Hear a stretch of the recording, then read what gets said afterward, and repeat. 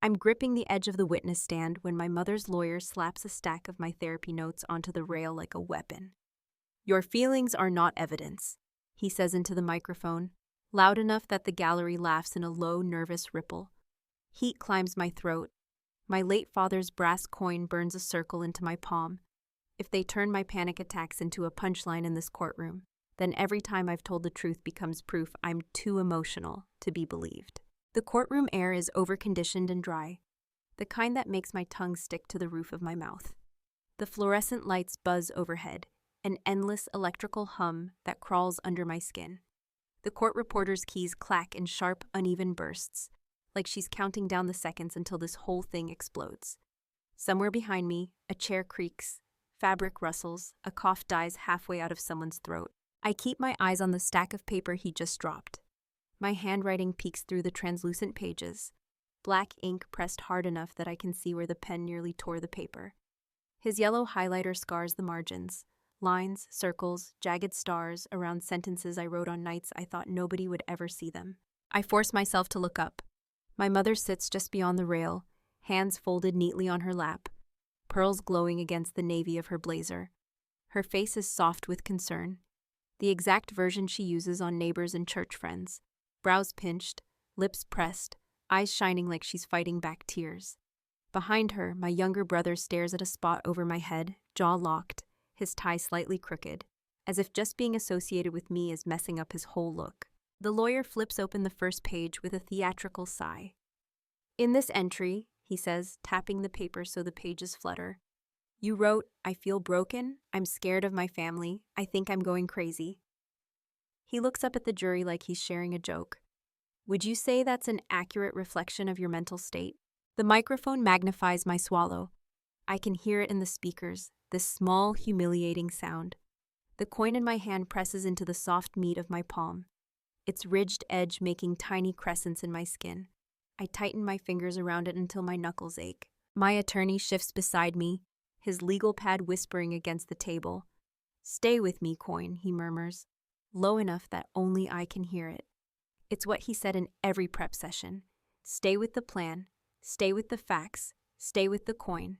I drag my gaze away from my mother's face and back to the lawyer. The overhead vents exhale a low, constant whoosh of cold air.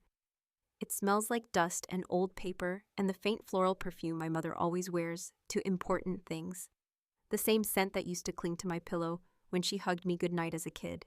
"I wrote that after a specific incident," I say, my voice raspier than I want. My words hit the microphone and echo back at me, louder, thinner. I was describing how I felt that night, not making a medical diagnosis. He smiles without showing his teeth. "So you admit you felt broken. You admit you were scared. You admit you thought you were going crazy." He paces a few steps, shoes clicking on the polished floor in a steady metronome. I watch the way he moves, deliberate and slow, like he's pacing out a performance he's rehearsed 100 times. Behind him, the digital clock on the wall glows red numbers, marking off minutes in silent accusation. "I admit I was honest," I say. My throat burns. I wrote what I felt because my therapist told me the only way to get better was to stop editing myself. A faint murmur ripples through the gallery. The bailiff shifts his weight near the door, keys at his belt chiming softly. The court reporter's fingers never stop. The lawyer lifts another page. "In this one, you say, 'Sometimes I think they hate me. Sometimes I think I deserve it.'" He lets the words hang in the air like a bad smell. "You understand that these are your own words, under your own hand, correct?" I nod, then remember nodding doesn't translate to the transcript. "Yes," I say. The coin is hot now, heat spreading up my arm like I've dipped my hand in boiling water. "Yes, I wrote that." "And yet," he continues, turning to the judge with a practiced tilt of his head, "we're supposed to take your accusations about your mother and brother at face value, even though by your own admission, your perception of reality is compromised." The word sits there, compromised, like I'm a faulty device, like someone should send me back to the manufacturer. A couple of people in the gallery shift. A chair squeaks, someone's pen drops and rolls before being caught. I can feel my heart pounding in my ears, louder than the buzzing lights. My skin prickles under the courtroom's chill. My mother's lawyer rests his hand on the stack of notes again. "Your Honor," he says, "I move that we consider these entries not as reliable accounts of events, but as evidence of a troubled mind, prone to exaggeration and distortion. My chest tightens. Troubled mind, exaggeration, distortion.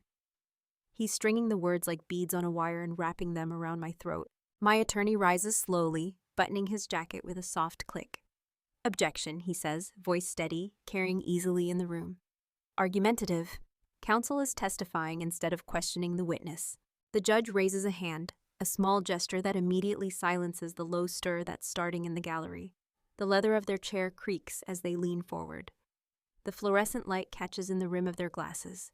Overruled for now, the judge says, eyes flicking back to me. But I will remind everyone that we are here to determine whether the defendant engaged in a pattern of harassment and defamation, not to put mental health treatment on trial. My lungs loosen, just a fraction.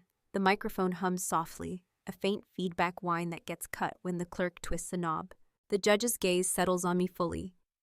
Ms. Carter, they say, my name crisp in the stillness. You understand you are under oath. You understand that these notes, these entries, these sessions, they are now part of the court record. Do you still stand by what you wrote in them, knowing that everyone in this room can hear?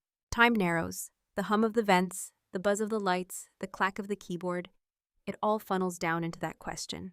My hands are slick with sweat, but the coin stays solid, its edges biting into my skin, grounding me in a way the chair and the wood and the railing can't.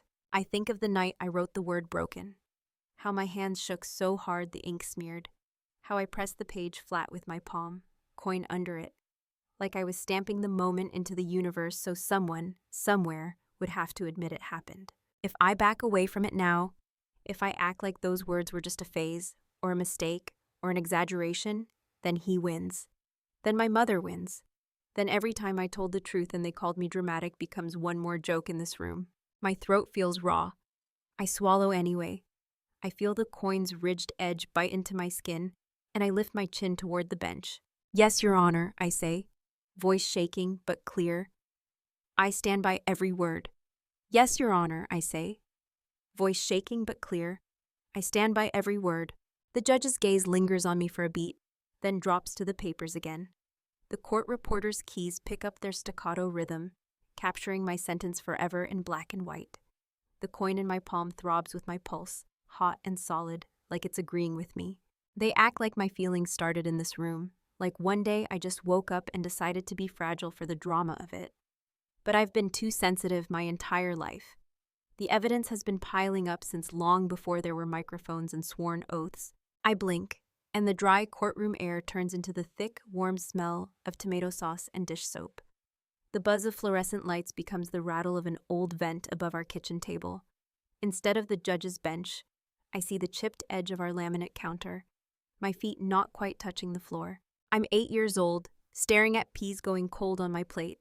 The overhead bulb hums, a high whining sound that sets my teeth on edge.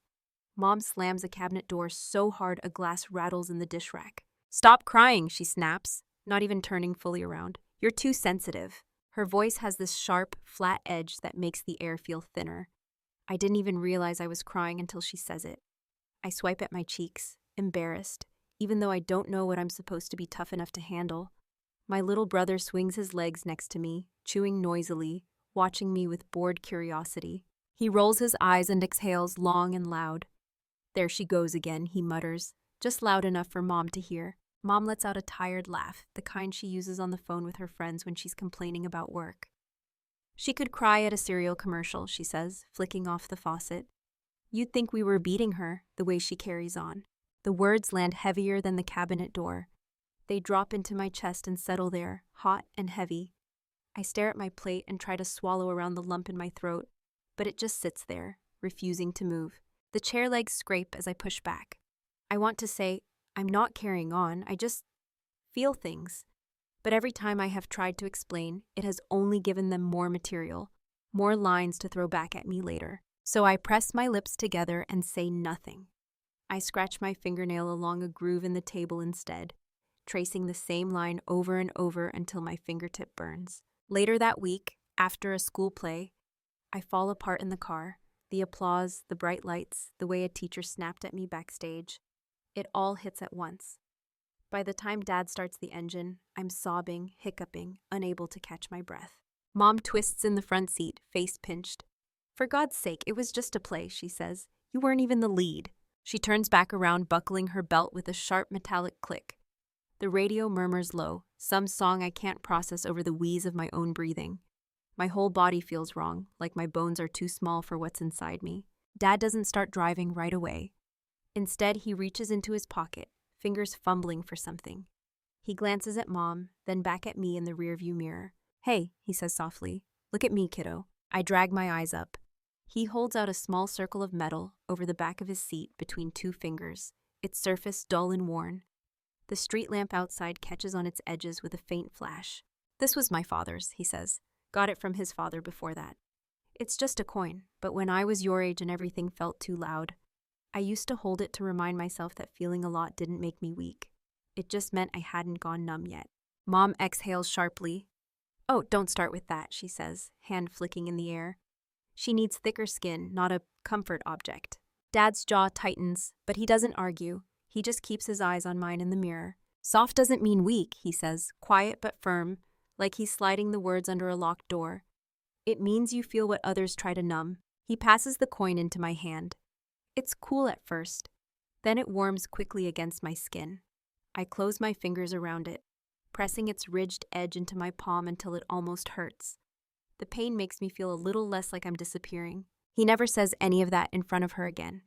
It becomes our secret language, passed through the weight of metal instead of words. Every time she calls me too sensitive, I feel the coin in my pocket and remember that there is at least one person on this planet who thinks that might not be a flaw. But the family chorus doesn't stop. If Dad raises his voice and I flinch, my brother snorts. Drama queen, he says, shoving past me in the hallway, shoulder clipping mine harder than it needs to. When I yelp and tell Mom, she sighs without turning from the sink. You two need to toughen up, she says. He's just playing. Stop making everything such a big deal. When my brother pushes me hard enough that I fall, my knees burning against the carpet, I stand up with tears in my eyes and say, you can't do that. It hurts. He scoffs, glancing toward the kitchen. See, he calls out, here she goes again. How many times do I have to tell you? Mom answers, voice floating from the other room. You overreact. You're always twisting things. You remember wrong. Every protest gets folded into a case file against me. Too dramatic, too emotional, too much. So I start writing things down. I steal a cheap spiral notebook from the back-to-school bin, the kind with a flimsy blue cover and metal rings that snag my sleeves. At night, after everyone goes to bed, I slide it out from under my mattress and write what happened. The words are messy, slanted, ink pressed deep into the page. Today he shoved me into the wall. Today she said I made it up. Today Dad looked tired when I cried. I don't know that I'm building evidence. All I know is that if I put it on paper, it feels harder for them to erase. The coin sits on my blanket beside me, catching the glow from my lamp, a small, silent witness. In middle school, the guidance counselor's office smells like coffee and vanilla creamer. The blinds are crooked, letting in stripes of afternoon sun that cut across the posters about resilience and peer pressure. I sit on a plastic chair, feet planted on the industrial carpet, trying not to wring my hands. So, she says gently, pen poised over a yellow pad, tell me why your homeroom teacher thought it might help for you to talk to me. I shrug, but the story spills out anyway. The crying, the headaches, the way I jump at loud noises, the way I feel like I'm always wrong, even when I'm sure I'm not. Her pen moves in quick, neat strokes. She asks questions that make me realize I'm not hiding things as well as I thought. Has anyone ever suggested you talk to a therapist outside of school? She asks. I shake my head. They say I'm just dramatic. She presses her lips together, considering. There's a difference between being dramatic and being overwhelmed, she says. Would you be open to someone who can help with the overwhelming part? I nod before I can talk myself out of it. The motion feels like signing something I haven't read all the way through. She calls my parents that afternoon.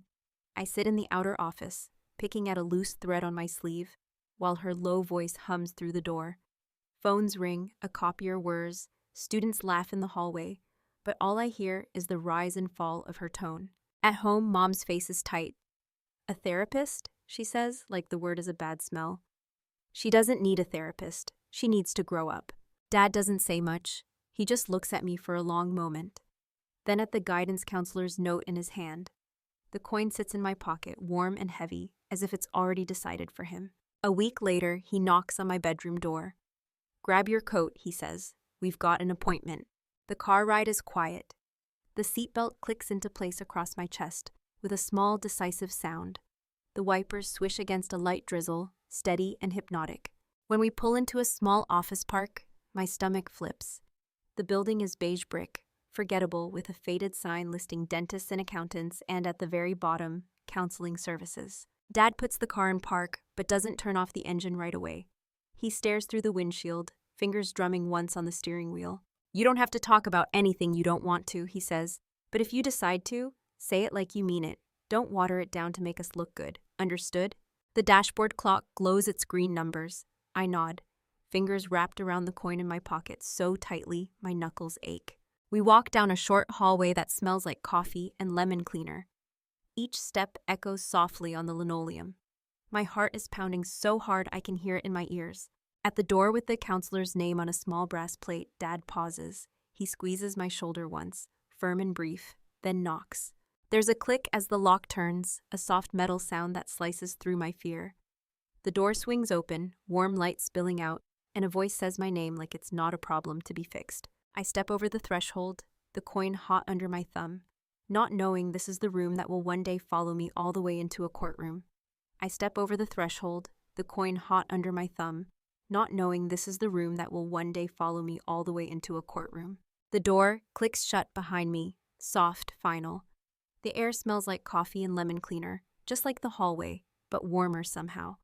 There's a white noise machine humming in the corner, a low, steady shh that makes my shoulders drop a fraction. A box of tissues sits on the coffee table like it knows why I'm here. The couch cushions sigh when I sit. My fingers find the coin in my pocket automatically, metal cool against the heat in my palms. Tell me what brought you in, my therapist says. Her voice is calm, the kind that doesn't flinch. I open my mouth and start talking. Once I start, it's like a dam breaks. The word sensitive falls out more times than I can count.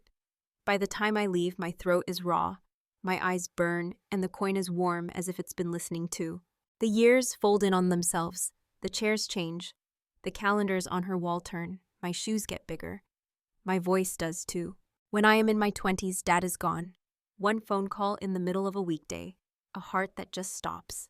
A funeral where everyone talks about his laugh, and nobody mentions the haunted look in his eyes when my mother started in on me.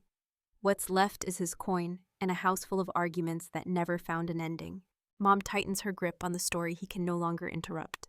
Now when I say, he told me I wasn't weak, she says, you're misremembering him. He worried about you. We all did. My brother nods along like he's a witness for the prosecution. At home, in that kitchen I grew up in, I am unstable.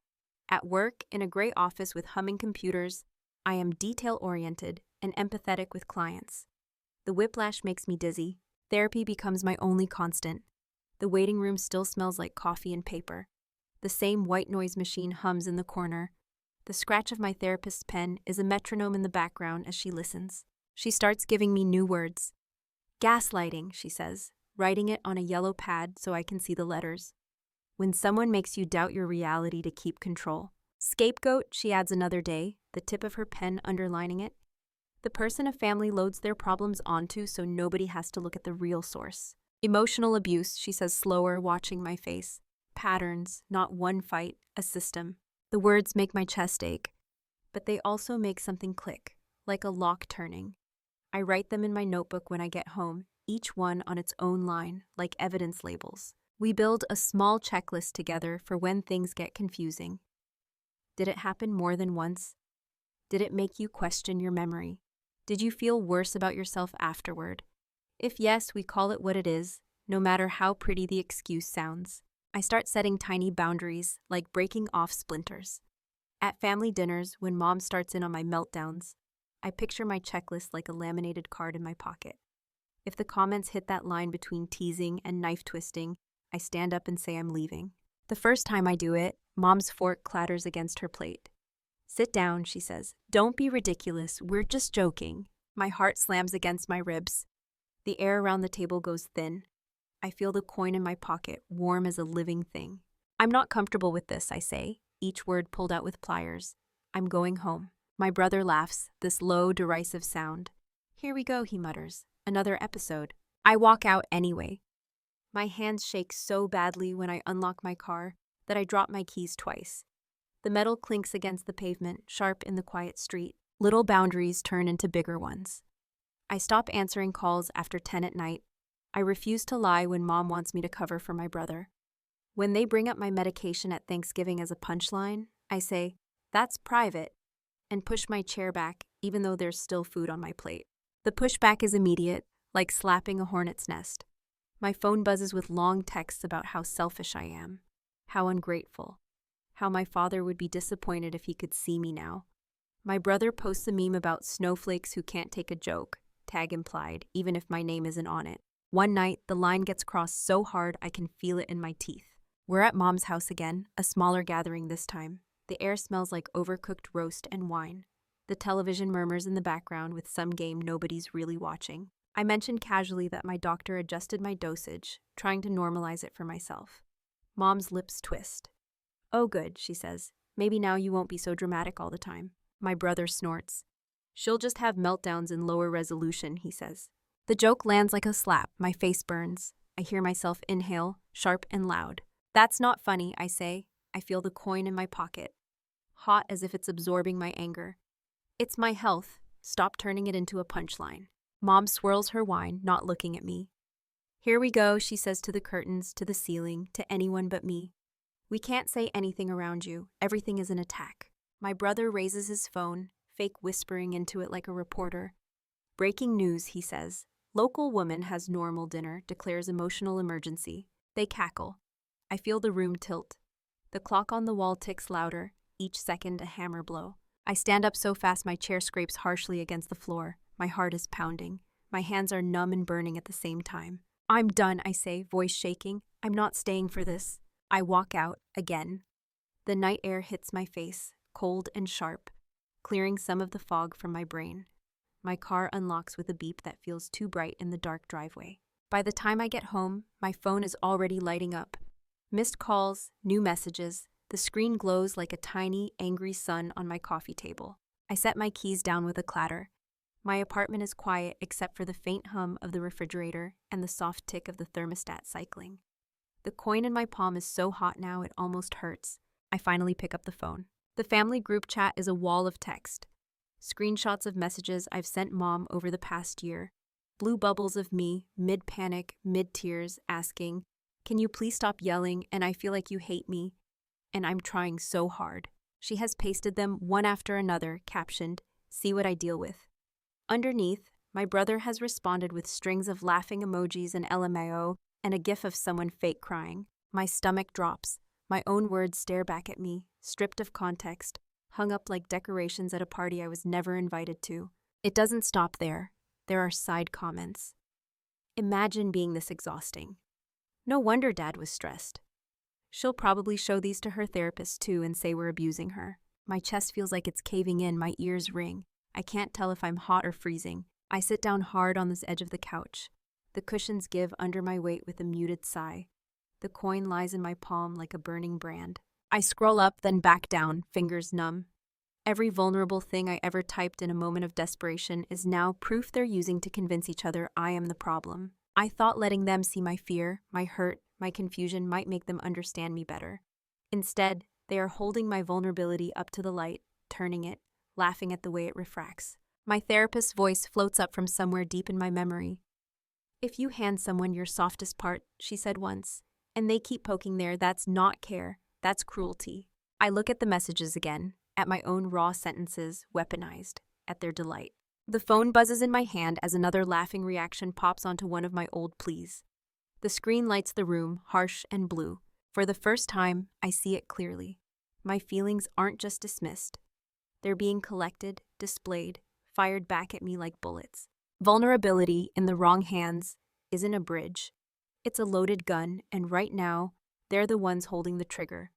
Vulnerability in the wrong hands isn't a bridge. It's a loaded gun, and right now, they're the ones holding the trigger. So when Mom texts in the family thread, "Dinner at my place, be there," I stare at the screen for a long time. My thumb hovers over the keyboard. I can almost hear my therapist asking, "What's on your checklist? Safety, exit options." The coin is in my palm while I type, Okay, anyway. I tell myself I'll leave if it gets bad. I tell myself I've said that before and didn't. This time, I promise the coin. I mean it. Her house smells the same as always when I walk in. Roast in the oven, salt and fat in the air, layered over bleach and some citrus cleaner that makes my nose sting. The overhead light in the dining room buzzes faintly, casting a yellow halo over the table. There's an extra place setting tonight. A man in a pressed shirt stands as I enter, wiping his hand on a napkin before reaching for mine. This is Mark, Mom says, voice bright. My boyfriend. He gives my hand a quick squeeze, eyes flicking over me, cataloging. Nice to finally meet you, he says. I wonder what she told him. I wonder how many of my messages she forwarded as a preemptive defense. My brother is already at the table, scrolling on his phone. He looks up, smirks once, then drops his gaze like I'm a notification he's already swiped away. We sit, plates clink, Mom pours wine, glass stems chiming softly as they tap together. I feel the coin in my pocket, warm against my thigh. I breathe in for 4, out for 6, like my therapist taught me. I count fork tines, the tiny nicks in the table's surface, anything to keep myself grounded. Conversation starts light. Mark talks about his job. Mom laughs at his jokes. My brother tosses in comments, mostly to show he's on the winning team. Then, like always, it slides. Mark says something about stress at work, about needing a vacation. Mom tips her glass and sighs dramatically. You want to talk about stress, she says, looking right at him. Try having a daughter on crazy pills. The word lands like a slap. Crazy. My fork stops halfway to my mouth. The roast on it drips juice back onto my plate in slow, thick drops. Mom, I say, my voice sounds thin even to my own ears. I don't like when you call them that. She waves a hand, eyes already on Mark again. Oh, relax, she says. He should know what he's getting into. She's very high maintenance. My brother snorts, not looking up from his phone. She's fragile, he says. Can't even handle a joke. The coin burns in my pocket. I feel its ridged edge pressing through the fabric like a warning. I'm serious, I say. I put my fork down so it doesn't rattle in my shaking hand. It's my medication. It keeps me stable. It's not a punchline. The room goes a little quieter. The refrigerator hums in the kitchen, a steady mechanical sigh. The clock on the wall ticks, loud, insistent. Mom's smile flattens. There's a flash in her eyes I recognize too well. Well, excuse me, she says, voice shifting into that brittle, injured tone. I forgot we all have to walk on eggshells now. You don't, I say. I'm just asking you not to use my health as a joke. That's not eggshells. That's basic respect. My brother pushes his chair back a few inches, legs scraping the floor. Here we go, he mutters. Episode incoming. Heat climbs my throat. I'm not doing this, I say. I stand up. The chair legs screech against the tile, making Mark flinch. I'm leaving, I add. I head toward the doorway that leads to the hall. The front door just beyond it. I can already feel the cooler air of escape, the faint draft from the entryway. My brother stands faster than I expect. He moves in front of me, a sudden wall of shoulders and cheap cologne. The smell hits my nose, heavy and synthetic. Sit down, he says. He plants his hand flat on my shoulder. It starts as a block, then he pushes. He shoves harder than he thinks he does, or maybe he knows exactly how hard. My back slams into the wall. My shoulder takes the impact with a hot, sharp burst of pain. A picture frame rattles against the plaster, glass chiming dangerously. For a heartbeat, nobody says anything. The refrigerator hums, oblivious. The overhead light buzzes. My skin goes cold. My hands start shaking, fingers tingling like I've held them above my head too long. The coin in my pocket feels like the only solid object in the room. Ow, I manage. The word sounds pathetic even to me. He shoved me. Mom is on her feet now, napkin in hand. Her eyes flick from me to my brother and back, calculating. You started it, she hisses, voice low and venomous. Coming in here with your attitude, ruining dinner in front of my guest.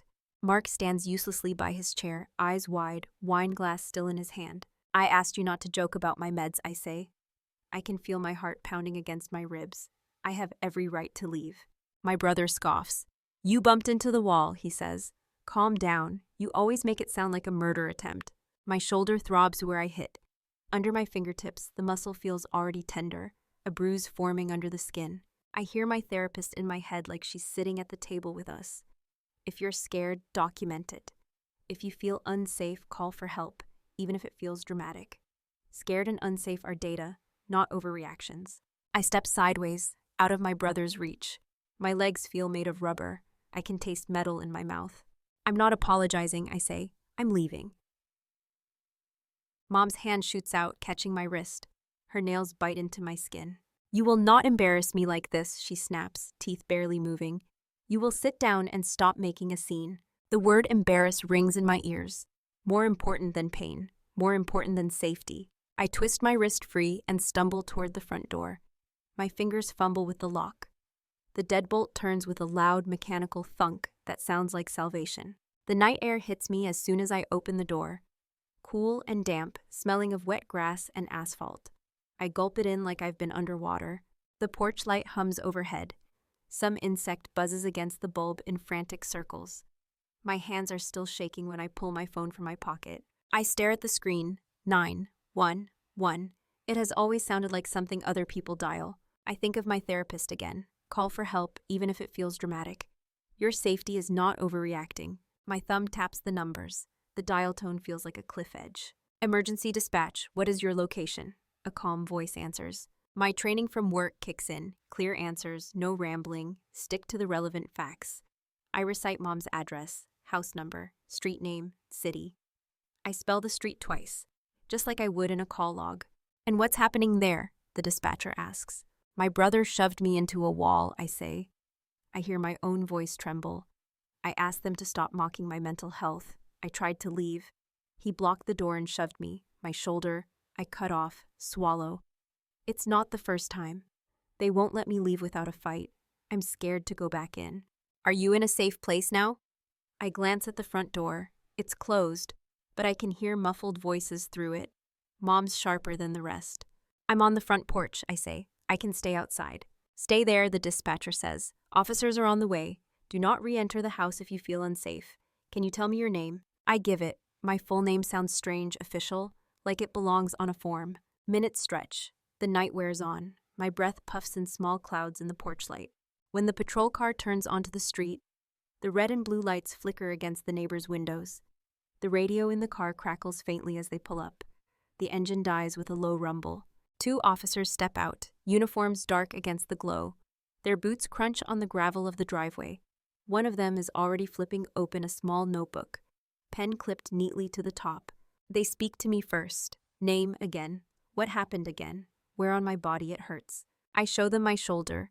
Under the porch light, the skin is already flushing red, a darker shape spreading under the surface. One of the officers angles his flashlight, the beam bright and clinical. I'm going to need you to stay out here while we talk to them, he says. His radio chirps softly at his shoulder as someone somewhere else says something about another call. The other officer rings the doorbell. The chime echoes through the house. Through the thin door, I hear the chaos compress into silence. When Mom opens the door, her voice is instantly different. High, breathy, full of wounded concern. Officers, she says, hand fluttering to her chest. Oh my God, did she call you? I've been so worried about her. She's very unstable right now. My brother appears over her shoulder, expression carefully neutral. He shrugs when they ask him questions, hands outstretched. It was a misunderstanding, he says. She bumped the wall. We were all just trying to calm her down. I stand on the porch, the cool air moving across my burning shoulder, listening to my life get reframed 3 feet away. The coin in my pocket is a small flaming circle against my leg. One of the officers comes back to me, notebook in hand. He flips it open, pen poised. Okay, he says, eyes meeting mine. I've got their version. I've got yours so far. I can write this up as a report and document the incident. Or we can leave it as a call for service with no further action. It's your choice. His pen hovers over the page, waiting. The porch light buzzes. My phone screen glows dimly in my other hand. The call history a single line, 911, and keyed. I look past him at the door, at the silhouettes inside, already reshaping tonight into another story about their unstable daughter. The coin burns in my pocket, and I realize this is the first time someone outside this house is asking how I want the story to be written. The coin burns in my pocket, and I realize this is the first time someone outside this house is asking how I want the story to be written. The officer's pen hovers over the page. The porch light hums. The night presses close around us, damp and quiet. Write it up, I hear myself say. My voice sounds older than I feel. I want it documented. He nods once, like he's been waiting for that answer. The pen starts moving, scratching over the paper in quick strokes. Date, time, location. Alleged shove into wall, complainant reports pain to left shoulder. He reads it back to me line by line, making sure I agree. When I sign at the bottom, my name looks strange under the printed words, like it belongs to someone braver. The days after that are too bright and too loud. Silence would be easier. Instead, everything hums. My phone becomes an alarm I never set. It lights up on the nightstand before I'm even awake, vibrating against the wood with an angry buzz. Voicemail, voicemail, voicemail. I lie there and listen to them in the half-dark, the ceiling fan whirring overhead, the sheets twisted around my legs. "You called the police on your own family," Mom's voice hisses in the first one. "How dare you, after everything I've done for you?" The next is tearful. "How could you humiliate me like that? The neighbors saw the patrol car. Do you have any idea what that looks like?" The third is cold. "You've made an enemy out of your own mother. I hope your therapist is proud." Each message is stamped with the exact time she left it. Neat little numbers on the screen. Evidence, I think, even as my stomach knots. Then my brother's friends find me. Instagram DMs from usernames I barely recognize. "You really called the cops because you bumped a wall?" one says. Another.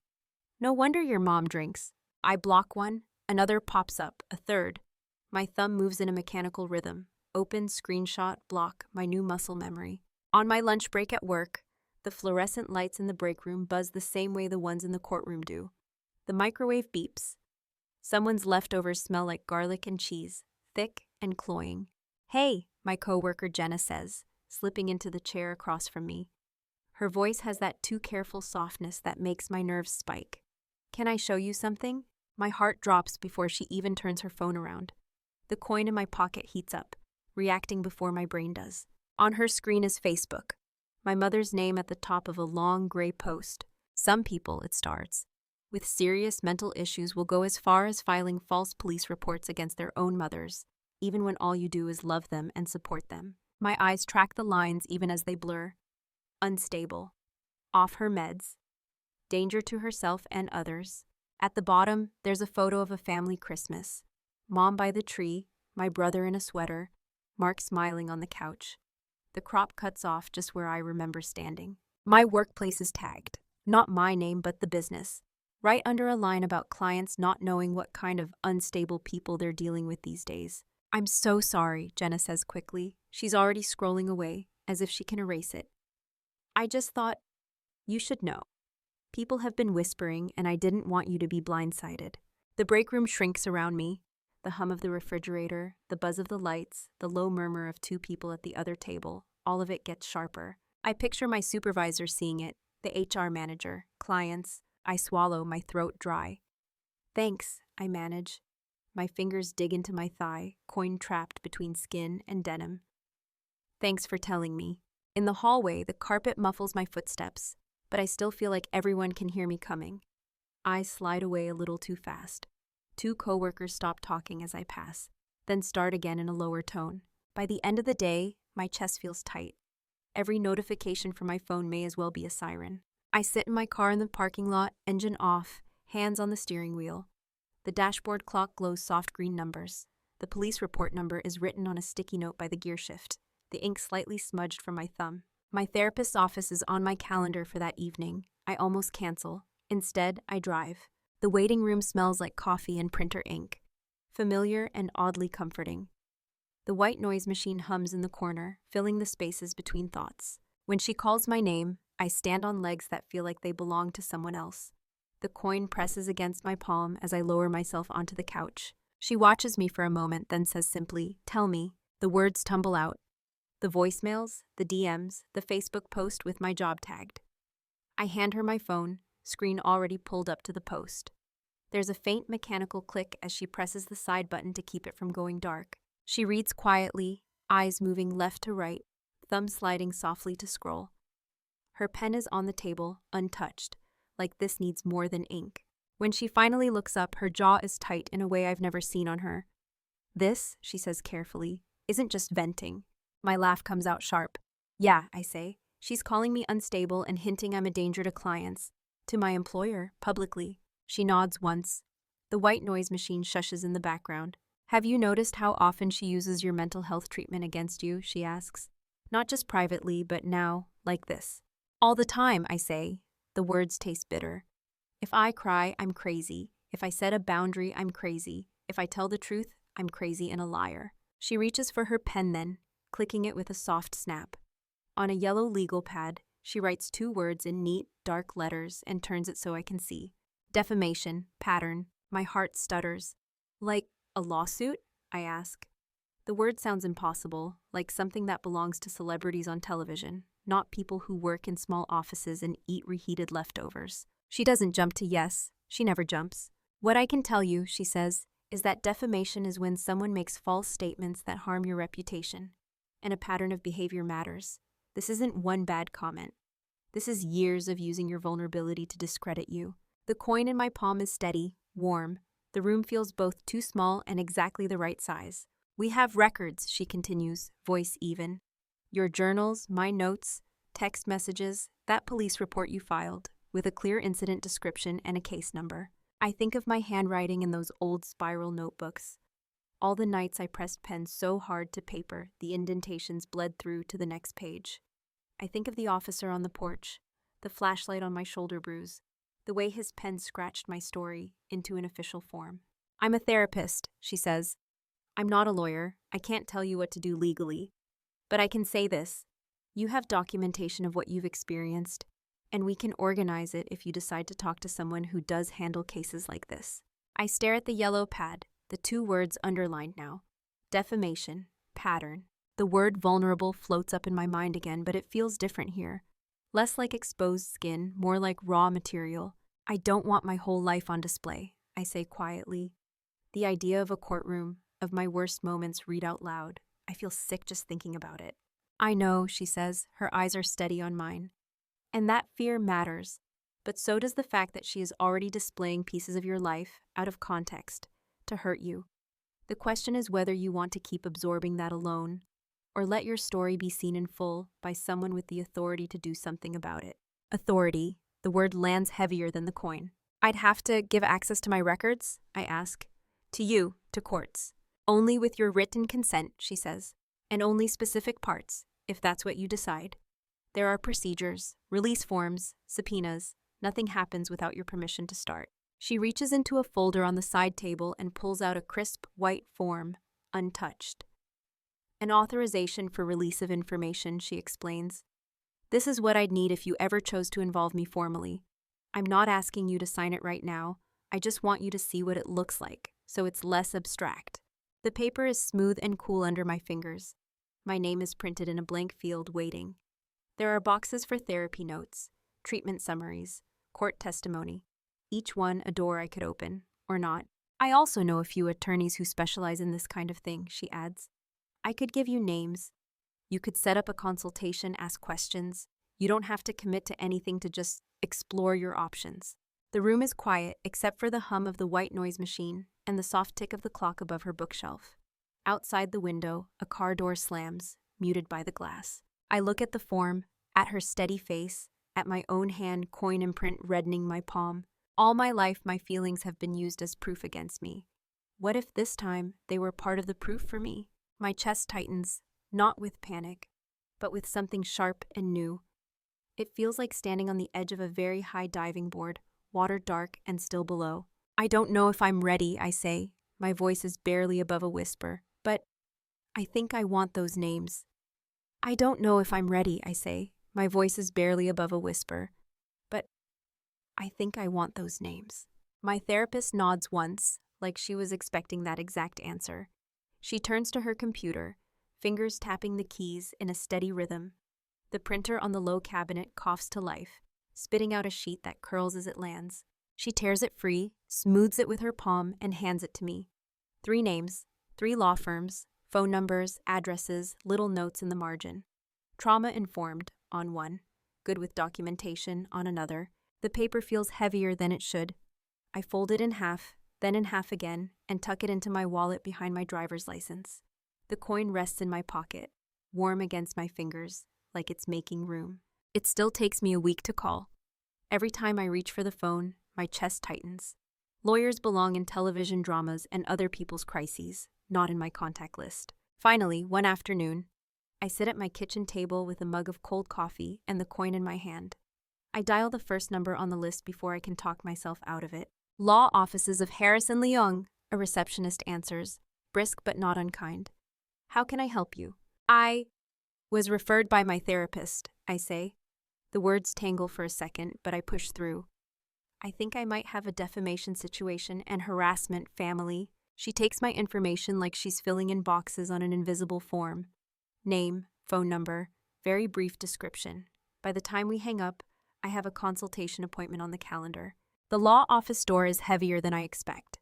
When I pull it open on the day of the appointment, it resists for a second before giving way with a muted whoosh.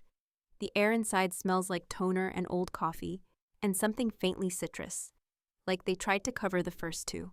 The waiting area is all gray chairs and glossy magazines about finance and home improvement.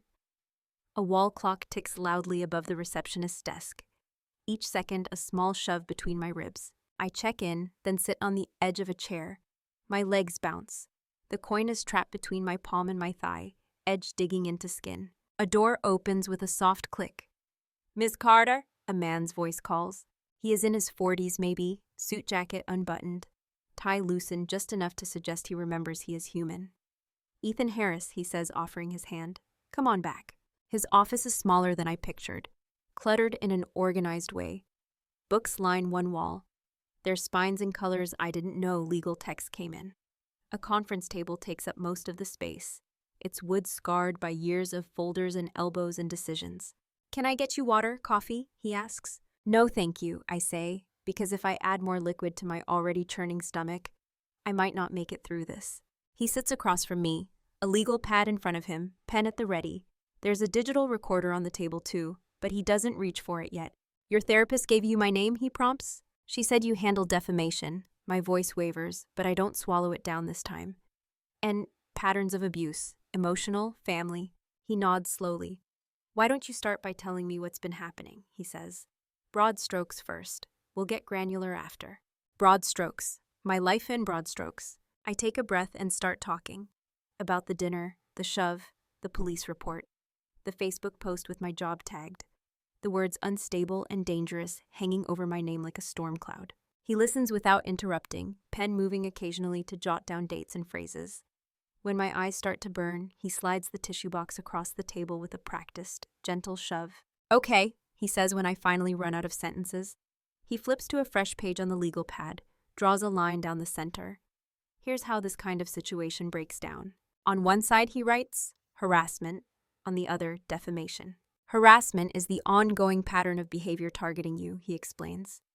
Calls, messages, intimidation. Defamation is about statements made to third parties that harm your reputation, especially in connection to your work. He circles the word work. "The post about you being unstable and a danger to clients," he says, "that's a red flag for defamation, especially with your workplace tagged." He pulls a laptop closer, and I slide my phone across the table. There is a small official sound when it hits the wood. Evidence handoff. I've already taken screenshots because my therapist drilled that into me like a checklist. He forwards them to his email, fingers flying over the keyboard. The printer in the corner whirs, pages feeding out, each one catching my face in an unflattering frozen moment, comment sections spilling underneath. We spread my life out on the conference table, printed text threads where my mother mocks my panic attacks, group chat screenshots, my blue bubbles shaking next to their laughing emojis, dated journal entries I scanned from old notebooks, the ink still angry on the page. Therapy summaries my therapist prepared, clinical but kind. The police report, case number in bold at the top. Voicemails transcribed, my mother's voice dripping both sugar and threat. It looks like chaos. He arranges it like a map. "Here," he says, placing the police report at the top. The physical shove, law enforcement involvement, that establishes a documented incident. He lines up the Facebook post next. Then she publicly paints it as a false report and calls you unstable, tags your workplace. Text threads fan out beneath like tributaries. All the time she calls you crazy, unstable, threatens to tell people you're dangerous. That shows a pattern of trying to define you that way. When she takes it public, that pattern becomes a legal issue, not just a family one. My palms sweat. I press the coin into my hand, its familiar grooves catching the light. And the journals, I ask. My handwriting looks juvenile next to all these official documents. He surprises me by smiling, just a little. Your journals are contemporaneous accounts, he says. In plain language, that means you wrote them close to the time things happened. That helps corroborate your memory. You noticing how you feel that night helped us timestamp the abuse. The word corroborate makes my head spin. My feelings. Data points. He taps a page lightly with his pen. You wrote here 3 years ago, she said she'd make sure everyone thinks I'm crazy if I ever tell. He glances up at me. Then 3 months ago she posts this, calling you unstable and a danger. That's a pattern, Ms. Carter. Courts care about patterns. The room feels like it's tilting, but not in a bad way this time. More like things are sliding into place on a grid I didn't know existed. He leans back, pen resting against his chin for a second. Now we need to talk about risk, he says. The word lands heavy. If we pursue this, he continues, your mother's attorney will almost certainly try to subpoena your full therapy records. All notes, all sessions. They'll want to comb through them for anything that makes you look unstable, inconsistent, unreliable. The white noise hum of my therapist's office rises in my memory. The things I've said in that room, thinking they would live and die there. The tears, the rage, the things I don't even say out loud to myself in the shower. I have spoken with your therapist, he adds. She's willing to provide summaries instead of raw notes, if possible. But opposing counsel may push for more. You need to be prepared for that. My stomach lurches. So they could read everything? I ask. All the worst parts of me, out loud, in court. It's a possibility, he says. He doesn't sugarcoat it. And yes, they will try to twist those raw sentences into a story where you are the problem. That's their job. I grip the edge of the table. The wood is smooth under my fingers, worn by other clients, other lives. But here's the other side, he says. If you choose this, you also get to stand by those words instead of denying them. You get to say, yes, I was struggling. Yes, I sought help. That doesn't make the abuse less real. It makes my response to it responsible. He lets that sit for a moment. The clock on the wall ticks. Somewhere down the hallway, a phone rings and is answered. You told the truth in therapy, he says quietly. You told the truth to the police. Telling the truth in court would be an extension of that, not a betrayal of it. He slides a new document toward me. Retainer agreement. The font is small, dense, numbers, percentages, obligations. At the end of the day, he says, the decision is yours. You can keep absorbing the damage quietly, keep letting her define you to your family, to your workplace, to anyone who will listen. Or you can let a judge look at all of this and decide whether what she's doing is legally wrong, not just morally. The paper waits between us. The pen lies on top, silver clip catching the light. My hand hovers above it. Keep my pain private and let her control the narrative.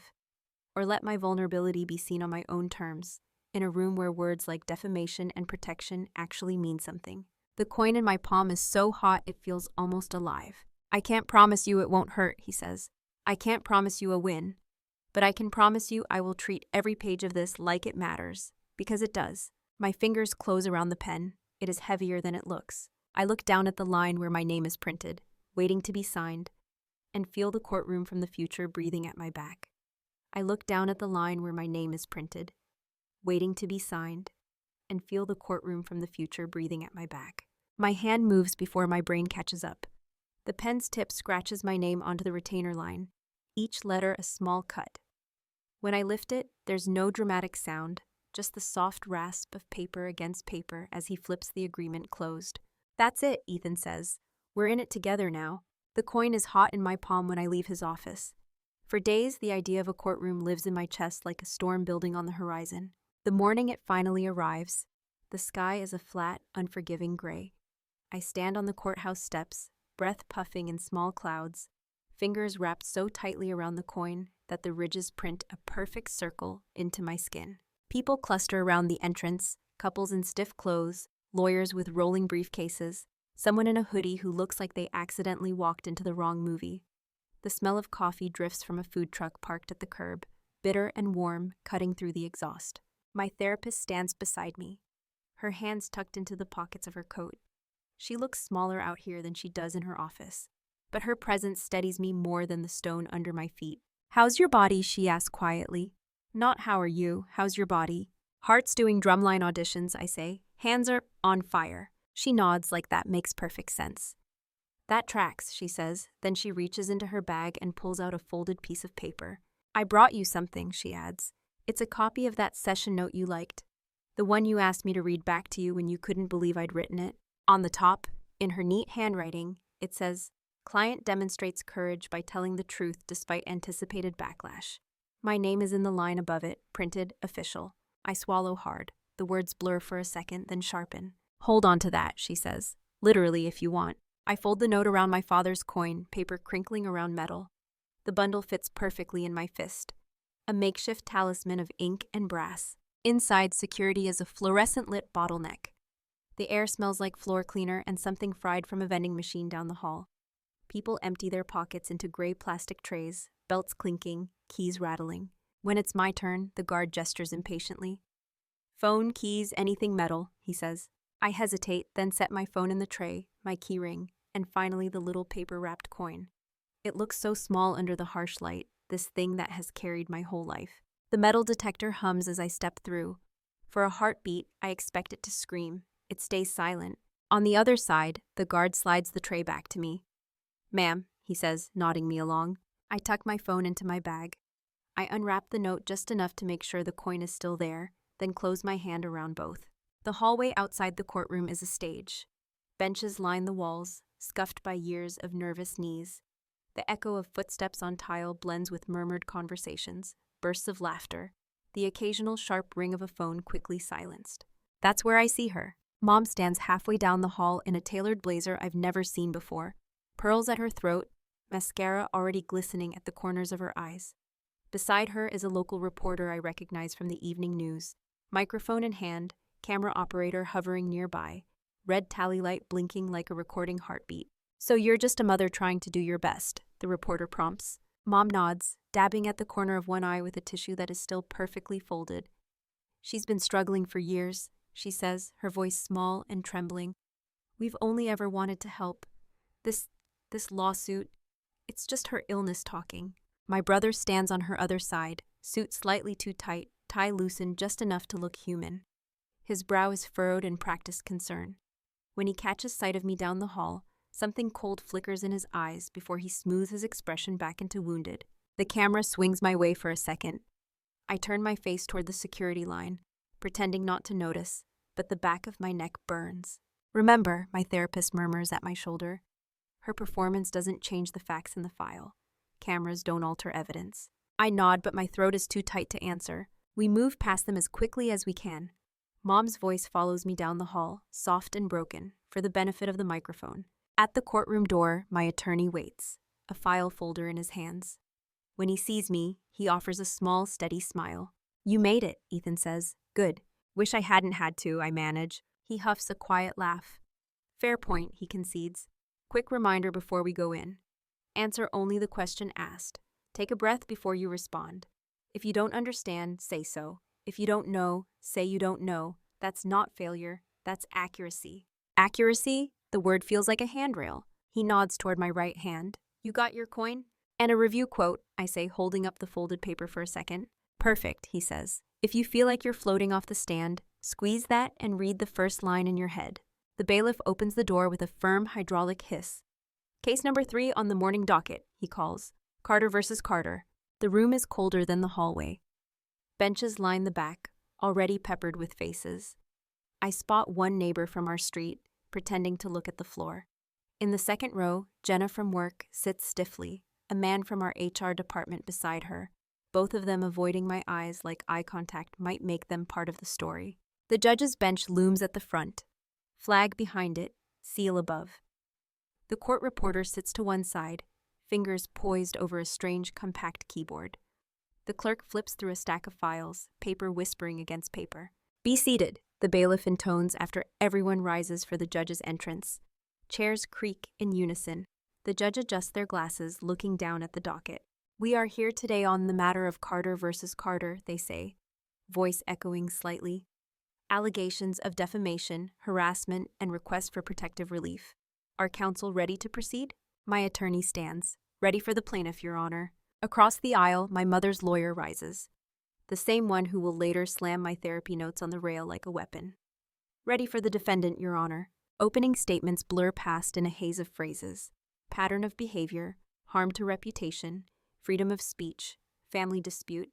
But I remember the sound of the clock on the wall ticking behind the judge, each second a marker that this is actually happening. When the clerk calls my name as the first witness, my legs turn to water.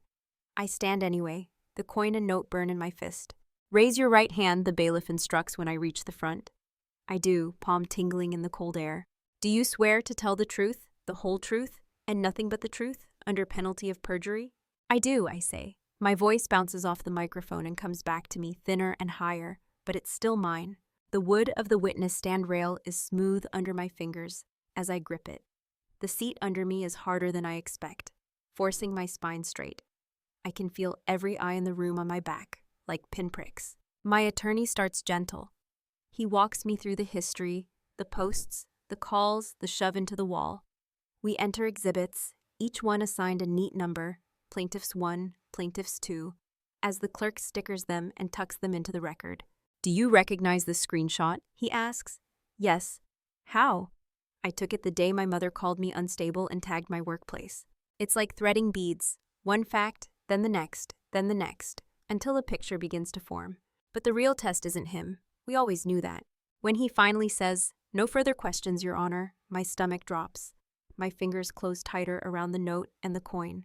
"Counsel," the judge says, looking to my mother's lawyer. He rises with a slow, practiced ease, gathering a thick stack of stapled pages from his table. His shoes click against the floor as he approaches, each step measured. He slaps the stack of my therapy notes onto the rail in front of me so hard the paper jumps. The sound cracks through the courtroom, sharp as a handclap. He taps the top page with one manicured finger, then leans toward the microphone. "Your feelings," he says, voice smooth and amplified, "are not evidence." "Your feelings," he says, voice smooth and amplified, "are not evidence." The words hang there, floating between us and the jury box like a bad smell that won't disperse. The stack of pages in front of me sways slightly where he slapped it down, corners misaligned, my handwriting bleeding through in patches. The fluorescent lights buzz overhead, louder now, like someone turned them up just for this moment. The microphone hums at the edge of my hearing. The court reporter's keys clack in quick, sharp bursts, engraving his sentence into the record. My throat goes dry. The coin and the folded note in my fist burn so hot they almost feel like a single object. He flips to the first page with a slow, theatrical motion, like he is opening a storybook for children. "Let's take a look at what you decided to chronicle in these sessions," he says. His finger skims down the page. In this entry, fast, he reads, "You wrote, 'I feel broken. I'm scared of my family. I think I'm going crazy.'" He looks up at the jury, eyebrows raised, sharing the line like a punchline. "Does this sound like the self-report of a reliable witness to you?" Laughter doesn't break out, but I hear a low cough, a shift, someone's exhale catching. My skin prickles. I swallow and the microphone catches even that tiny sound. "My therapist asked me to write honestly about how I felt," I say. I was describing my mental state, not writing a police report. "So you admit, then, that your perception of events is clouded by your emotions," he says, pouncing. "You see things through the lens of, 'I'm broken, I'm scared, I'm going crazy.'" "I admit that I was struggling," I answer. My fingers dig into the paper around the coin. "I admit that I was honest about it. That doesn't mean what happened didn't happen." He smirks like I just proved his point. He flips to another page. "Here," he says, tapping the top. "You say, 'Sometimes I think they hate me. Sometimes I think I deserve it.'" He turns back to the judge. "Your Honor, the plaintiff's own writings demonstrate a tendency toward catastrophic thinking and self-blame.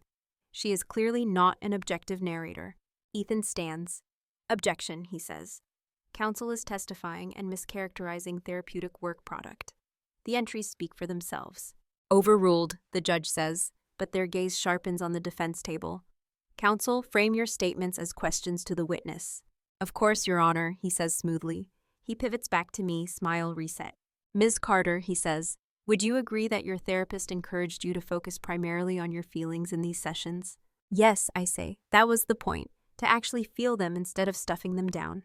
And you would agree that these entries are highly emotional, personal, and subjective, correct?" "They're personal," I say. "They're emotional. They're also time-stamped accounts of what happened to me." He lifts a page, lightly, like it might crumble. And yet, he says, you expect this court to trust your version of events over your mother's, even though you admit your mind was not in a stable place when you wrote these. That's enough, Ethan says, rising again. Your Honor, we will address the role of these notes in corroborating the plaintiff's account during redirect and with the expert witness. I'd ask that counsel stop suggesting that seeking treatment inherently discredits her. The judge glances from one table to the other. I will evaluate the weight of the therapy records in context, they say. To the extent they shed light on patterns and timing, they may be relevant. Mr. Daniels, move along. The lawyer's jaw ticks, but he hides it with another smile. He paces slowly, shoes clicking on the floor. Tell me, Ms. Carter, he says. Do you remember exactly what your mother said to you on the night you called the police? Yes, I say. The porch light, the hum of the refrigerator, the deadbolt's thunk all line up in my mind. She said I was embarrassing her. She said I always make it sound like a murder attempt. He holds up the police report instead of my notes now. The clerk has stamped it with a neat exhibit sticker. Plaintiffs 3. Your Honor, with the court's permission, he says, I'd like to point out that the officer's summary does not contain any direct quotes from the defendant, only the plaintiff's characterization.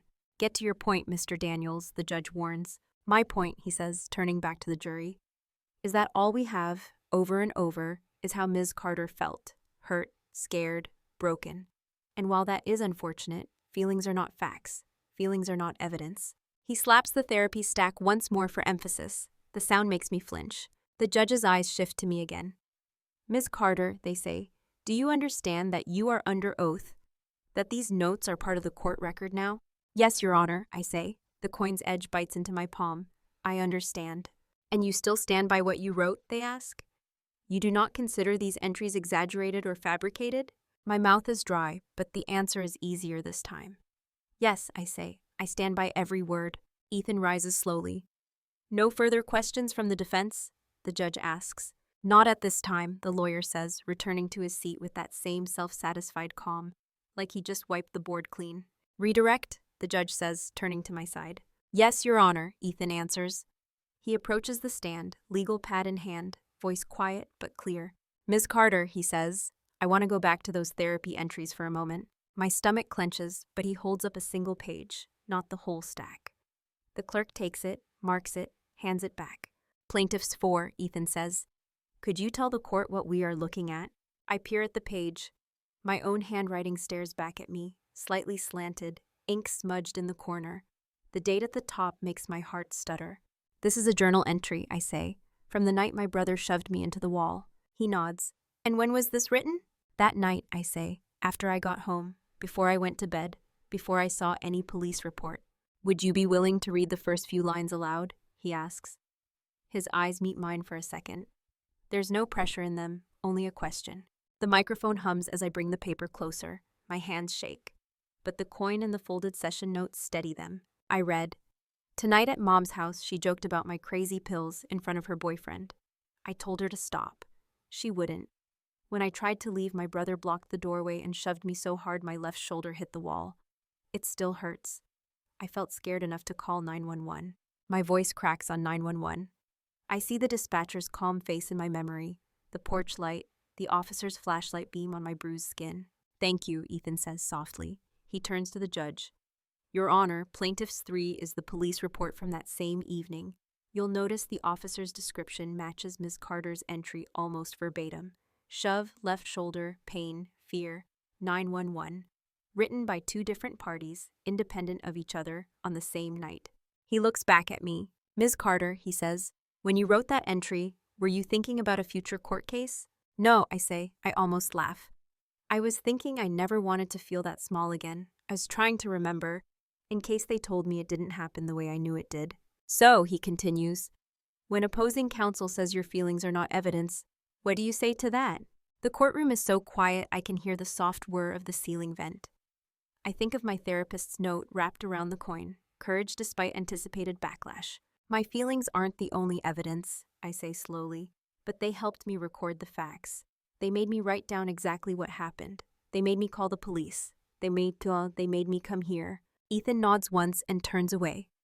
No further questions for this witness, he says. Plaintiff calls Dr. Russell. My therapist rises from the gallery, walks to the stand. She looks smaller under the courtroom lights, but her step is steady. She takes the oath with the same calm she uses to ask me, "How's your body?" She states her credentials, years in practice, licenses, specialization in trauma and family systems. She explains what therapy records are and what they are not. "Dr. Russell," Ethan asks, "in your professional opinion, are a patient's emotional self-reports relevant to understanding whether they are experiencing abuse?" "Yes," she says without hesitation. "They are often the earliest and most consistent indicators, especially when there is a pattern over time." He hands her the same entry I just read. "And did Ms. Carter's description of the incident with her brother the night it happened match what she later told you in session?" "Yes," she says. "Her account has been remarkably consistent. Her emotional language, scared, small, broken, correlates with specific observable events." "Would you consider that consistency meaningful?" he asks. "Absolutely," she says. "It suggests that we are not dealing with fabricated episodes, but with repeated experiences that have left a psychological imprint." The defense attorney stands for cross, trying to pry at the edges. He says words like projection and bias. She doesn't flinch. "Isn't it true," he presses, "that therapy is inherently one-sided? You only ever hear the patient's feelings." "I hear their feelings," she says, "and I observe their patterns. I read outside documents when they bring them, police reports, text messages, social media posts. In Ms. Carter's case, there is significant external documentation that aligns with her internal experience." She glances at the judge when she says it. "Aligns with her internal experience." I feel that line settle in the air. Then Ethan presses play on a small speaker the clerk sets on the evidence table. "Plaintiff's 5, he says. A voicemail left by the defendant. My mother's voice pours into the room, tinny but unmistakable. "If you tell anyone what happens in this house, they'll lock you up and no one will believe you," she says, laughing. "You're too unstable. I'll make sure they all know that." There's a soft collective inhale from the gallery. The judge's face doesn't change, but their pen stops moving for a second. The recording clicks off, silence rushes in behind it. The judge leans back, eyes going from the screen, showing the transcript, to my therapist, to me. "Dr. Russell," they say, "having listened to that voicemail, do you find it consistent with what Ms. Carter has described in her sessions?" "Yes, Your Honor," she says. "It is consistent with a long-standing pattern of undermining her credibility by weaponizing her mental health treatment." The judge nods once, a small, thoughtful tilt of the head.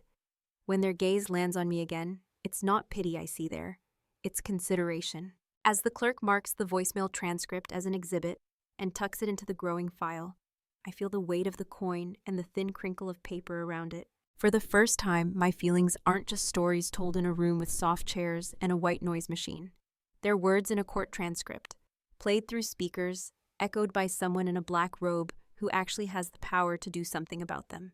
For the first time, my feelings aren't just stories told in a room with soft chairs and a white noise machine. They're words in a court transcript, played through speakers, echoed by someone in a black robe who actually has the power to do something about them. The courtroom air feels different after the voicemail, heavier, quieter, like the sound of my mother's chuckle is still bouncing off the wood panels, trying to find a place to hide. The judge clears their throat, a small sound that cuts through the silence. "All right," they say, voice level. "I have heard the recording and the expert's testimony. We will now address the social media exhibits." My stomach lurches. This is the part I've been dreading almost as much as the therapy notes. Ethan rises. "Your Honor," he says, "plaintiffs 6 through 10 are screenshots of Facebook posts authored by the defendant. Each has been authenticated by platform metadata and witness testimony. With the court's permission, I'd like to walk through a few." "Proceed," the judge says. The clerk distributes copies in clear plastic sleeves. One set to the judge, one to the witness stand, one to opposing counsel. I recognize the top one instantly. The block of text, the cropped Christmas photo, the tag of my workplace glowing blue like a bruise. "Ms. Carter," Ethan says, turning to me, "do you recognize Plaintiff 6? "Yes," I say. My voice is thin, but it holds. "This is a post my mother made after I filed the police report." He reads the first lines into the microphone. "Some people with serious mental issues will go as far as filing false police reports against their own mothers, even when all you do is love them and support them." He pauses, then continues. "Sadly, this person is unstable and could be a danger to clients. People deserve to know who they're dealing with." His finger taps the screen, and at the bottom, Your Honor, is a tag to Ms. Carter's employer's business page. The judge leans forward slightly, glasses catching the light. They look over the top rim, eyes sweeping from the page to the defense table. Mr. Daniels, they say, is there any dispute that the defendant authored this post? My mother's lawyer stands, adjusting his tie. No, Your Honor, he says.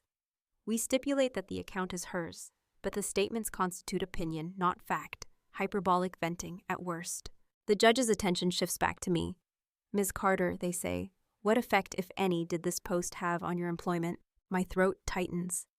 I glance back at the gallery. Jenna sits in the second row, hands clasped in her lap, knuckles white. Next to her, the HR manager stares straight ahead, jaw rigid. A coworker showed it to me at lunch, I say, the day she posted it. After that, people at work looked at me differently. My boss called me in to ask if there was any safety issue they needed to know about. And was there any factual basis, the judge asks, for the implication that you were a danger to clients? No, I say. I've never harmed a client, never threatened one. I've had good performance reviews every year. Ethan nods. Your Honor, the post explicitly refers to false police reports, he adds. We have a copy of the actual police report, which documents both the alleged shove and Ms. Carter's visible injury. That report exists independent of the parties' opinions. The judge flips between the two documents, the report and the post. In a slow, deliberate motion, paper rustles softly. Very well, they say. I would like to hear from the defendant directly on these posts. Their gaze moves to my mother. Ms. Carter, please approach the stand. For a moment, she doesn't move. Then she stands, smoothing her blazer, the performance-crying mother summoned to center stage. She takes the oath, voice trembling just enough to register, then sits where I just sat, hands folded in her lap. From here, I can see the cameras in the hallway through the small window in the door. A red light winks faintly. Ms. Carter, the judge begins. Did you write the post labeled Plaintiff 6? Yes, Your Honor, she says. Her voice is soft, almost breaking. I was very upset. My daughter had just called the police on me. I wasn't thinking clearly. Did you tag her workplace, they ask? She hesitates. Yes, she finally says. Only because I wanted them to be aware she was unwell. On what factual basis did you state she was a danger to clients? The judge asks. Mom swallows. Well, she's unstable, she says. She has episodes. She takes strong medication. I worried what might happen if she had one of her moments at work. The judge's pen taps once against the tabletop, a small, irritated tick. Do you have any evidence, they ask, of the plaintiff harming or threatening a client? No, she admits, but that doesn't mean she couldn't. The judge's brows lift a fraction. So your statement, they clarify, was based on speculation, not on any specific incident? I'm a mother, she says, defensive now. My instincts. Thank you, the judge cuts in, tone cool. Answer the question asked. Was it speculation? Yes, she says, barely audible. Out of the corner of my eye, I see Jenna press her lips together, eyes glassy. The HR manager exhales slowly, the tension in his shoulders visible even from here. Ethan rises for his turn. Ms. Carter, he says, you testified that you have been only trying to help your daughter. Can you explain how calling her unstable and a danger to clients in a public forum, with her workplace tagged, was meant to help her? She stiffens. I was trying to get people to understand what I deal with, she snaps. She twists everything. She makes me look like a monster. So you posted, he says, to control the narrative. I posted, she says, to defend myself. He holds up another screenshot. Plaintiff 7. Is this also your post, he asks. It's the one with the cropped holiday photos. The carefully chosen pictures where I'm always just out of frame. She nods, chin high. Yes, that was my page, my memories. He reads a line. Some people are so toxic they will cry abuse when you simply hold them accountable. Document everything, folks. The crazies will always turn on you. He lets the word sink in. The word crazies seems to echo. Who, he asks, were you referring to as the crazies? She shifts. It was a general statement, she says, not about her specifically. Then why, he asks, did you send the same text to your son 10 minutes later saying, posted about her? Maybe now people will see what I deal with? He places a printed text log on the evidence table. The clerk stamps it, hands it up. Under the document camera, the timestamp glows in tiny digital numbers. The text is clear. My mother's words look uglier in black and white than they did on his laptop screen. Her mouth opens, then closes. She glances at her lawyer. He doesn't stand. He knows this line of questioning is fair. So, Ethan says gently, when you say your posts were just harmless venting, The record shows you intended them to shape how others see your daughter, to convince people she is unstable, to make sure they believe you if she ever told her version. Isn't that correct? Silence stretches. The only sound is the faint clack of the court reporter's keys, taking this down. Yes, she finally whispers. I didn't want anyone to believe her. The judge's pen stops moving entirely. My brother shifts in his seat behind counsel, face drained. For the first time since this began, he looks at me, really looks, like he's realizing the floor under us is not as solid as he thought. The judge leans forward. Mr. Daniels, they say, do you wish to rehabilitate your client on this point? He stands, but his usual swagger is gone. Ms. Carter, he says, would you say you posted these things while under emotional distress? Yes, she says quickly, grabbing at the lifeline. I was beside myself. And you love your daughter, he asks. She nods frantically. Of course, I've done everything for her.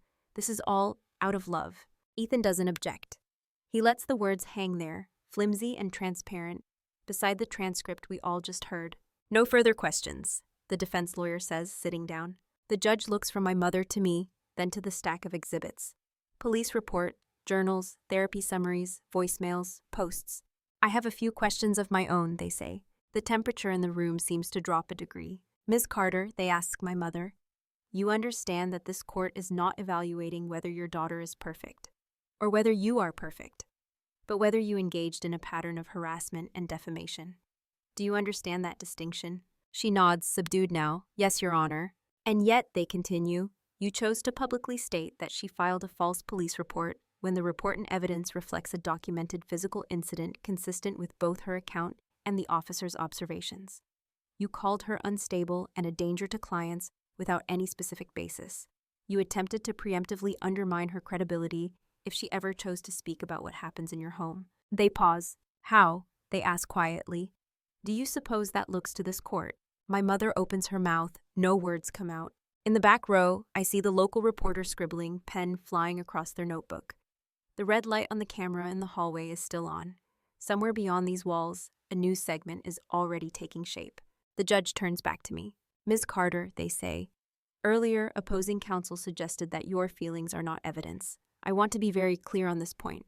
This court does not make findings based on feelings alone, but the consistency of your emotional reports, when aligned with external documentation, including police records, electronic communications, and the defendant's own statements, does support your credibility. Their words land with the weight of something official, not comfort, not therapy, a finding.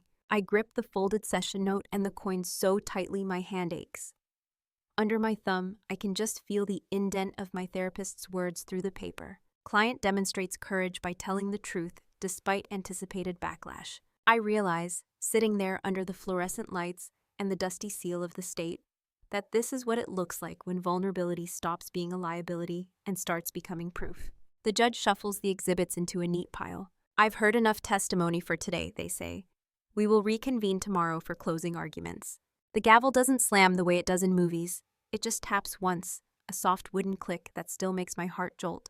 As everyone starts to stand, the murmur of voices rising, I stay seated for one extra beat, hand closed around brass and paper, feeling the shift in the room. For the first time, it doesn't feel like I am on trial for being too sensitive. It feels like my sensitivity is finally putting someone else under the light. For the first time, it doesn't feel like I am on trial for being too sensitive. It feels like my sensitivity is finally putting someone else under the light. The next morning, the courtroom smells like stale coffee and dust. Everyone looks more tired, as if yesterday's testimony dragged a layer of gray over the whole room. The fluorescent lights hum anyway, indifferent. I sit behind the plaintiff's table, hands folded on the cool wood. The coin and the folded session note rest under my palm, a small solid hill beneath my fingers. The judge shuffles the stack of exhibits one more time. Police report, screenshots, voicemail transcript, therapy summaries. When they finally look up, the room seems to inhale. I have reviewed the evidence and considered the testimony presented, they say, voice steady. This includes the plaintiff's contemporaneous writings, the police report, expert testimony, and the defendant's own statements, both in this courtroom and on public platforms. The court reporter's keys chatter, preserving each word as it lands. My pulse beats in my throat. As to the request for protective relief, the judge continues, I find that the plaintiff has demonstrated a pattern of harassment by the defendant. including unwanted communications, public disparagement, and attempts to undermine the plaintiff's employment. There is no drum roll, no dramatic music. Just that voice, measured, making new lines in my life. Accordingly, they say, the court grants a protective order for a period of 1 year, prohibiting the defendant from contacting the plaintiff except through counsel, from tagging or referencing the plaintiff or her workplace on social media, and from encouraging third parties to do the same. My mother goes very still at the defense table. My brother's jaw clamps so tight I can see the muscle jump. In addition, the judge says, the defendant is ordered to remove the defamatory posts identified as Plaintiff's Exhibits 6 through 10 within 48 hours, and to refrain from making further statements implying that the plaintiff is a danger to clients or has filed false police reports. They pause, letting that settle. The air conditioner hums overhead, blowing out air that suddenly feels easier to breathe. Failure to comply, they add, may result in contempt proceedings and additional sanctions. Do you understand, Ms. Carter? My mother stands halfway, then realizes she doesn't have to and sinks back down. Yes, Your Honor, she says. Her voice is small now, all the performance stripped away. As to damages, the judge says, the court will reserve ruling pending further documentation of employment impact and financial loss. Counsel will confer and submit supplemental briefing within 30 days. The gavel taps once, soft but final. We are adjourned. The room exhales, chairs scrape, papers rustle. The buzz of conversation rises like static. I stay seated for a second, fingers pressing the coin into my palm so hard the ridges bite. The words protective order echo in my head like a foreign language I'm just beginning to translate. When I stand, the world tilts for just a moment, then it settles. Mom reaches me before I can step fully into the aisle. Her mask cracks as she leans in, pearls glinting at her throat. You've humiliated this family, she hisses, low enough that only I and the nearest row can hear. We will never forgive you for this. Her breath smells like coffee and mint gum. Her eyes are glassy, rage swimming under a thin layer of water. Before I can answer, my brother moves. He steps toward me too fast, hand curling into a fist at his side. The motion hits my nervous system like a flashback. The doorway, the wall, the sharp bloom in my shoulder. A uniformed deputy is between us before he's even closed the distance. Sir, the deputy says, one hand up, other resting on the radio clipped to his shoulder. Back up, now. My brother freezes, then jerks away with a scoff. It's fine, he mutters. We're leaving. Good idea, the deputy says. His tone is calm, but his body stays coiled, ready. He escorts them both toward the doors, never quite touching, but close enough that anyone watching understands this is not optional. As they pass the reporter in the hallway window, Mom lifts her chin, trying to slide the mask back on, but the edges don't quite seal. Ethan steps to my side. You okay? He asks. I take inventory like my therapist taught me. Heart racing, hands shaking, feet on the floor, coin in my palm, hot and real. I think so, I say. I don't feel safe around them, but in here right now? Yeah. Good, he says, because you're about to have another choice to make.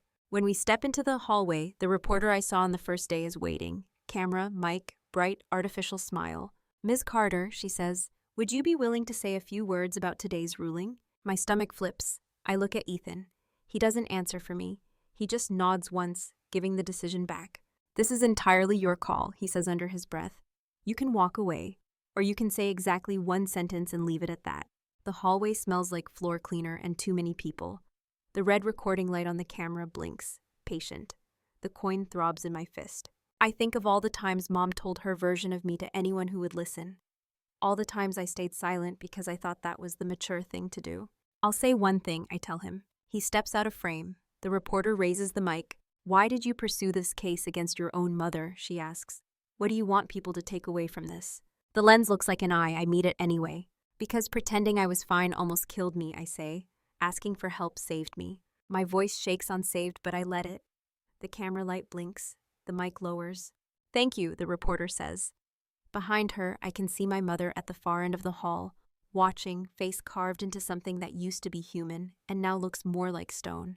That night, my phone buzzes again and again on the coffee table. For a second, my body remembers the old dread, the way each notification used to feel like a blow. But these are different. A link appears first. Someone has already cut my sentence into a 30-second clip. Me in the hallway, court badge crooked on my jacket, eyes red, saying the words I barely remember choosing. Underneath it, messages trickle in. I saw you on the news, one reads. I think I'm living with your mother's twin. Calling a therapist tomorrow. Another. I've never heard anyone say it like that. I thought asking for help was weakness. Thank you for proving me wrong. Someone writes, I screenshotted your line and sent it to my sister in the psych ward. She cried, in a good way.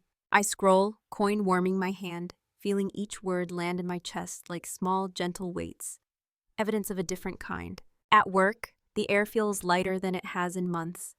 The hum of computers, the occasional ring of a phone, the clack of keyboards, ordinary sounds that no longer feel like a jury. My boss calls me into her office. The blinds are half open, lines of sunlight striping the carpet. I sit, bracing for impact, the coin in my pocket pressed against my thigh. I wanted to talk about all this, she says, gesturing vaguely toward the window, the world, the mess outside these walls. I saw the news segment. I understand if you're worried, I start. I know my mom tagged the company. I'm sorry for any... She holds up a hand. I'm not calling you in to reprimand you, she says. I'm calling you in to apologize. I blink, once, twice. Your mother's post caused discomfort for people here, she continues. Not because they believed her, but because they didn't know how to support you without making it worse. That's on us, not on you.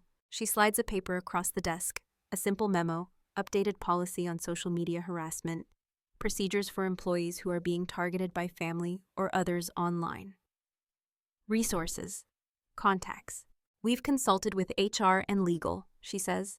If you need flexibility for court dates, therapy, anything related to this, you have it. No penalties, no whispers. We want you here, and we want you safe. There is a lump in my throat again, but it's not the same as before. It's not fear. It's something closer to relief, rough and unfamiliar. Thank you, I manage. I didn't expect. I know, she says. Most people don't. But we saw the documents your attorney shared. And we saw your mother too. Don't underestimate how much that contrast clarifies things. She smiles, small but real. Also, for what it's worth, a few clients reached out. They said they appreciated your honesty. One of them shared their starting therapy because of you. When I walk back to my desk, the office feels subtly rearranged. Same desks, same hum. But my seat no longer feels like the defendant's chair in a different room. Later, at home, I sit at my kitchen table, the lamplight soft on the wood. The coin rests in the center of my palm, my therapist's note unfolded beside it. The ink slightly faded from how often I've handled it. New emails ping into my inbox. An invitation from a community center asking if I'd consider speaking on a panel about mental health and family. A message from a cousin I haven't spoken to in years saying, I believe you, I always did. I was just scared. The old story about me, the dramatic one, the unstable one, the liar, is still out there. It doesn't vanish just because a judge said some words. But for the first time, another narrative exists beside it.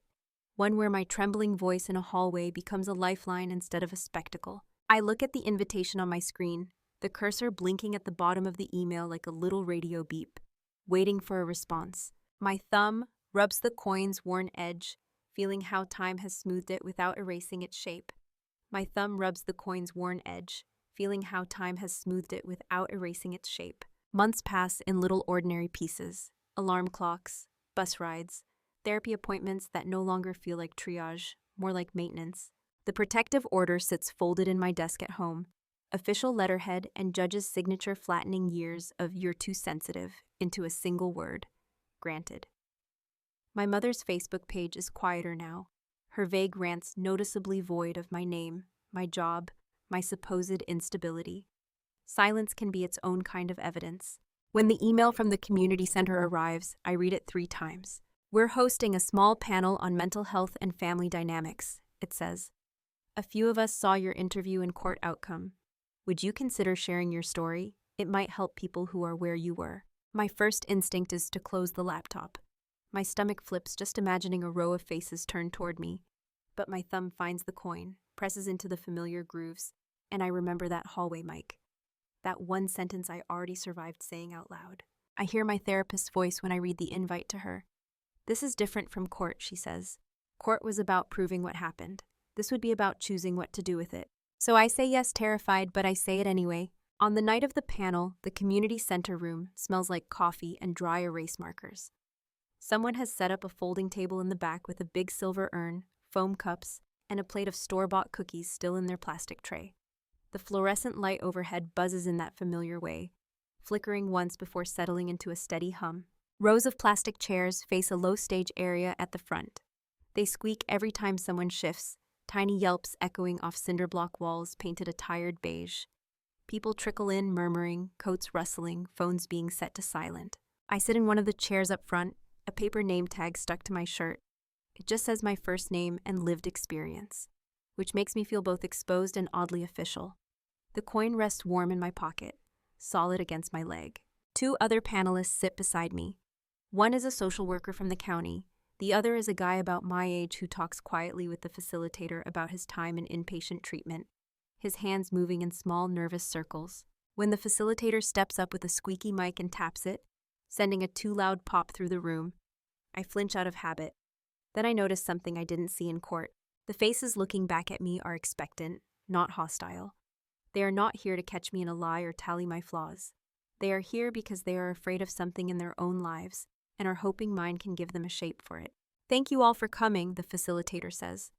Tonight, we're talking about mental health and family, how sometimes the people who are supposed to love us the most aren't safe for us to be honest with, and what we do with that. She gestures to us one by one, giving our names, our basic contexts. When she says filed and won a protective order against her mother after years of emotional abuse, a ripple moves through the room. The mic feels heavy when she passes it to me. I adjust it a little too close and hear my own breath in the speakers. I step back a hair. My name is Claire, I say. My voice sounds like it belongs to someone else for a second, then settles into my chest. I grew up being told I was too sensitive, that my feelings were the problem, that if I talked about what happened at home, nobody would believe me. A woman in the second row nods, almost involuntarily, like her neck muscles recognize the script before her brain does. I tell the story, but not the way we did in court. Not exhibit by exhibit, not date by date. Here, I follow the thread of what it felt like. I describe the kitchen table, the slammed cabinets, the jokes about my crazy pills. I mention the shove into the wall, yes, but I linger more. On the way, my hands shook dialing 911, on how small I felt standing on that porch waiting for the flashing lights. I talk about how vulnerability didn't magically fix anything. How I could sit in a courtroom with a judge and a protective order, I say, and my mother could still look at me like I'd killed something sacred. A few people exhale in that bitter, knowing way. It didn't turn my mom kind, I continue. It didn't turn my brother gentle. What it did do was draw a line they can't follow me across as easily anymore. I look around at the plastic chairs, the scuffed linoleum, the hospital-style exit sign glowing above the door. Instead of changing them, I say, my vulnerability changed who was standing next to me. It pulled in a therapist who believed me, an attorney who treated my journals like data instead of drama, a boss who apologized instead of punishing, strangers online who saw my shaking voice on TV and wrote, "Me too." The social worker beside me nods. The guy at the other end wipes at one eye with the back of his hand, not quite hiding it. I rest my hand on my pocket for a second, feeling the coins curve through the fabric. My dad gave me this when I was a kid, I tell them. He said soft doesn't mean weak. It means you feel what others try to numb. For a long time, I thought that was just something nice you say to a crying child. Now I know it's a survival skill. The soft parts, your nervous system, your skin, your gut feelings, those are the parts that notice when something is wrong before your brain can explain it away. In the back row, someone lets out a breath that sounds suspiciously like a sob. The fluorescent light flickers once, then steadies. People told me my whole life that my feelings weren't evidence, I say. And they were right in one sense. Feelings alone aren't enough, but they are alarms, they are clues. They can push you to write things down, to call 911, to walk into a lawyer's office with shaking hands and say, I think something is wrong. I feel my throat tighten, remembering the witness stand, the stack of therapy notes, my mother's voice in that voicemail. I let the crack come through. What changed my life, I say, was not that I stopped being emotional. It's that I stopped handing my emotions to people who used them as weapons and started bringing them to people who treated them as information. When the panel ends, there's an awkward pause before the first person stands. Then the scraping of chairs starts, the murmur of side conversations, the shuffle of coats and bags. A few people make a beeline for the social worker, asking about resources. Someone hugs the guy at the other end of the panel so hard he almost topples. I am stacking handouts when I feel a presence in front of me. She can't be more than 20. Hoodie, bitten nails, mascara smudged under her eyes like she either cried on the way here or expected to. She clutches a crumpled flyer in one hand, the other twisting the hem of her sleeve. "Hi," she says, voice barely audible. I just wanted to say thank you." Her eyes are shiny. She keeps glancing toward the door, like she's afraid someone might walk in and see her talking to me. "I thought being the emotional one meant I'd never be taken seriously," she blurts out. "My mom calls me dramatic all the time. My stepdad says I'm crazy. Seeing you up there, talking about court and orders and your job not firing you, it makes me think maybe my feelings could matter too." I feel something loosen behind my ribs. Not because I did anything perfect, but because I recognize the exact look on her face, the one I used to wear in my therapist's waiting room, in court hallways, in front of bathroom mirrors. "They do matter," I say. I keep my voice gentle, steady. "They're not the whole story, but they're the part that tells you where it hurts. And pain is information. You're allowed to act on information." She nods, tears spilling over now. I hand her a tissue from the table, muscle memory from countless sessions. She hesitates, then leans in and wraps her arms around me in a quick, fierce hug. Her hoodie smells like cheap detergent and cigarette smoke. "Sorry," she mumbles, pulling back. "I just needed that." "It's okay," I say. I did too. After she leaves, I sit back down for a moment. The room is almost empty now, just the facilitator stacking chairs in the corner, the coffee urn gurgling its last tired drops. I take the coin out of my pocket and lay it on my palm. Under these fluorescent lights, it doesn't look magical. It's just a small, worn piece of brass, edges dulled by years of anxious thumbs. It used to feel like a shield against danger.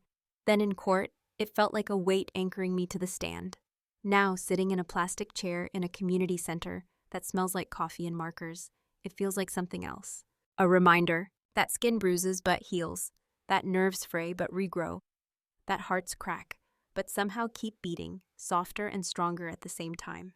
I curl my fingers around the coin, feeling its familiar warmth. I used to think being soft meant I was built to break. Now I know it means I'm built to notice the break and walk myself towards something better.